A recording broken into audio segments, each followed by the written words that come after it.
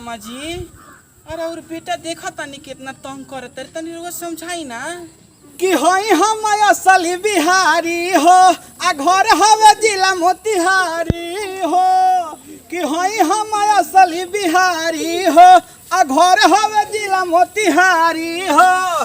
केहू से ना कम बानी पूरा देख दम बानी।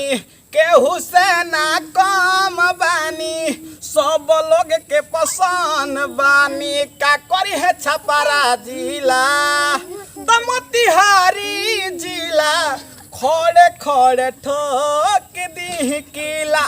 मोतिहारी जिला खड़े खड़े ठोक दी किला। ए तनी नाचो सना रे बढ़िया से।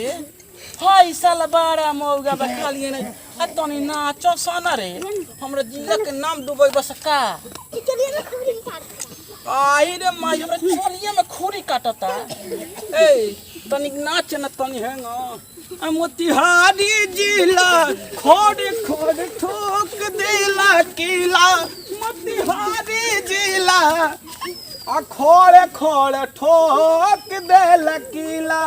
ए सुन नहीं आज प्रोग्राम बा साझी खानी आ बेलवा चौक पर चले के बा बुझली। आ तोरा ना जेबे तोर पापा जी मारे लोन तो कह दिए गरनी मौसी के दूध पिए।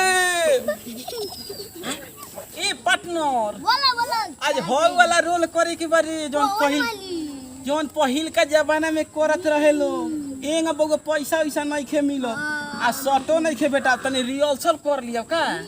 हाँ शिखर अरे तोरा ला तो हम जान हाजिर कर देम दुकान हाजिर कर देम। पूरा मोतिहारी जिला के दुकान शिखर वाला हाजिर कर दे हम। आ जान तोरे कौन रोल करे के बा आ गाना कौन गावे के बा। ए उठी ना ओंगा नानू करे के बाटे उठी है नहीं करी। बाप रे बाप कैसन सास मिल गइलू हो। अरे कि हमरो के लगाही सुतालिया मां त काहे ना मारी